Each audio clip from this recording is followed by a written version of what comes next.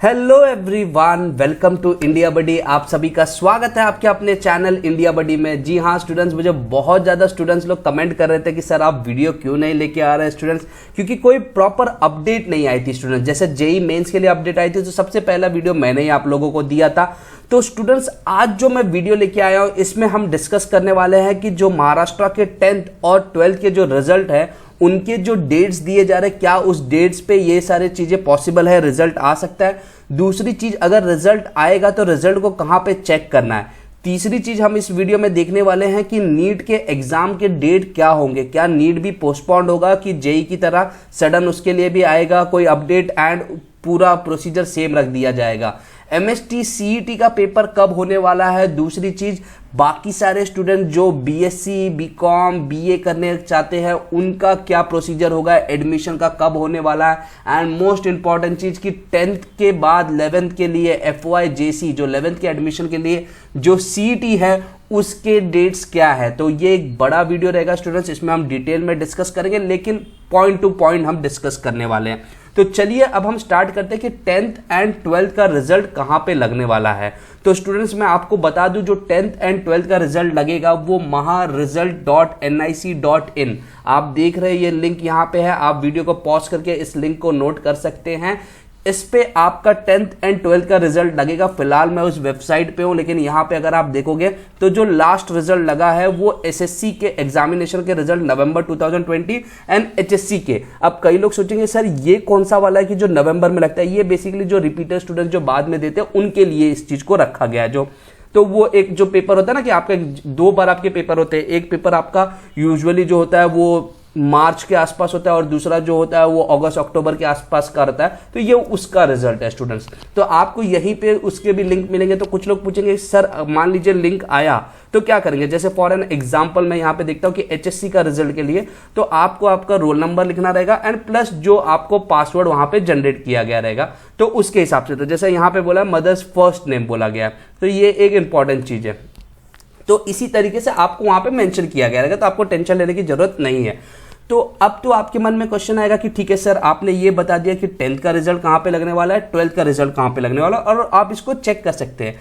अब 12th के result के लिए और 10th के रिजल्ट के लिए बोला जा रहा है, देखिए 10th का रिजल्ट बोला जा रहा है कि 15 जुलाई तक लगेगा एंड 12th का रिजल्ट बोला जा रहा है कि 31 जुलाई तक लगेगा। तो क्या ये पॉसिबल है, ये चीज लगने वाली है कि नहीं, मैं आपको बताता हूं। देखिए सबसे पहले चीज है, मैं आपको कुछ न्यूज आर्टिकल्स दिखा दे रहा हूं जिसमें जो बताया गया और आप देख सकते हैं कि ये अगर आप देखोगे तो ये कल एक अपडेट आई थी जिससे रिलेटेड थी। तो यहां पे बताया जा रहा है कि टोटल हो क्या रहा है। तो मैं आपको पूरा इसको स्क्रॉल करके बताता हूं कि इसमें हो क्या रहा है। सो स्टूडेंट्स इसमें क्या हो रहा है, इसमें आपको बोला जा रहा है सबसे पहले कि क्लास 10 का जो रिजल्ट है वो 15 जुलाई तक बोला गया है एंड क्लास 12 का रिजल्ट 31 जुलाई तक बोला गया है। सो बाकी जितने भी स्टूडेंट्स हैं आप थोड़ा वेट कीजिए, क्योंकि बहुत बड़ी बड़ी अपडेट्स में इसमें डिस्कस करने वाला हूं। तो इसमें क्या बोला जा रहा है, इसमें बोला जा रहा है जो राजेंद्र अहिर जी है उन्होंने बोला है कि जो 90% ऑफ 10th का जो रिजल्ट है एसएससी के लिए वो रेडी हो चुका है। देखिए आपको याद होगा कि जब जुलाई स्टार्ट हो रहा था तब उसमें बोला गया था कि सिर्फ 63% लोगों का बना है, लेकिन अब 90% लोगों का बन गया है। तो आज 11 तारीख है एंड ये आर्टिकल कल है, मतलब मान के चलिए 9 तारीख के आसपास 90% बना है।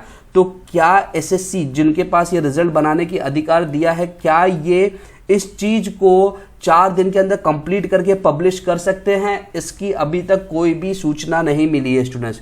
तो आपका रिजल्ट 15 जुलाई को आएगा, इसकी गारंटी नहीं है। अब 12th वाले स्टूडेंट्स बोलेंगे सर हमारा क्या होने वाला है। तो 12th वाले स्टूडेंट्स के लिए मैं एक चीज क्लियर करता हूं कि आपको एसएससी के रिजल्ट से समझ में आएगा कि जो डेट दिया जा रहा है वो पॉसिबल है कि नहीं, क्योंकि डेट 15 जुलाई बोला है एसएससी के लिए। अगर 15 को आता है तो आप मान के चलिए कि 12th का भी 31 को आ जाएगा, लेकिन अगर 15 की जगह पे वो 20 को आ रहा है, 25 को आ रहा है, तो आप मान के चलिए कि 12th का भी लेट होगा। क्योंकि एसएससी में बोला गया था कि जितने भी स्कूल से सबको बोला गया था कि जून एंड तक अपना सारा डिटेल्स भेज दीजिए, लेकिन अभी भी वो चल रहा है। तो सिमिलरली आप देखोगे एचएससी के लिए सभी स्कूलों को बोला गया कि कॉलेजेस को बोला गया कि 21 जुलाई तक डेटा भेज दीजिए, लेकिन वहां पे थोड़ा बहुत पोस्टपोन आप सोच सकते हैं कि ये चीजें होने वाली है स्टूडेंट्स।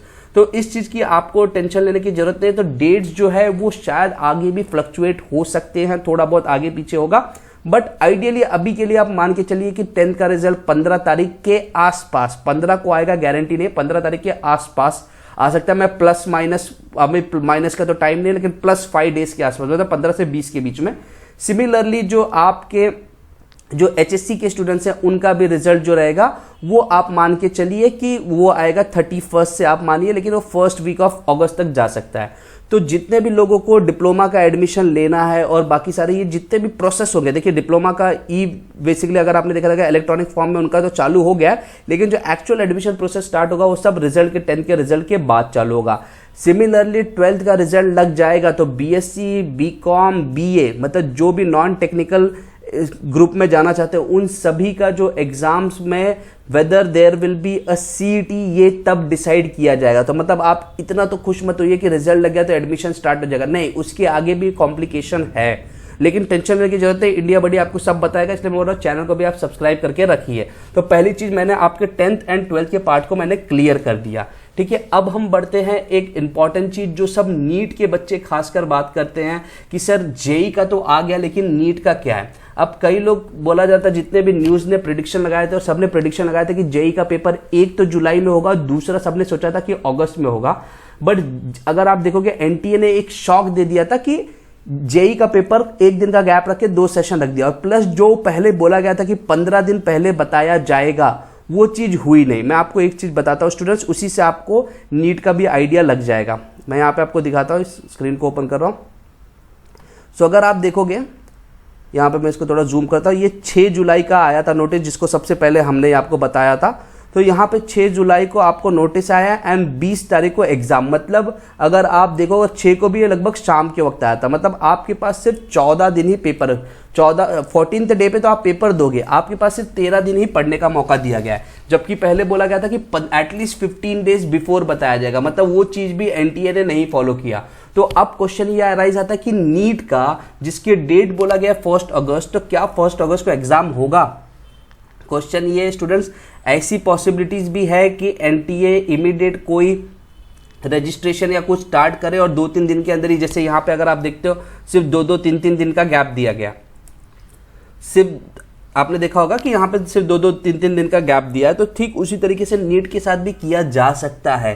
तो नीट वाले स्टूडेंट्स आप ज्यादा मत खुश होइए कि आपको लग रहा है कि चलो 11 तारीख हो गया, कोई भी रजिस्ट्रेशन का इंफॉर्मेशन नहीं आया तो हमारा नीट का पेपर शायद पोस्टपोन होगा। ऐसा भी हो सकता है कि सिर्फ 15 तारीख को आ जाए, बोले 17 तारीख तक आपको रजिस्ट्रेशन करना है, एंड फिर एक हफ्ते के अंदर आपका हॉल टिकट आ गया एंड प्लस आपका एग्जाम फिर उसके बाद।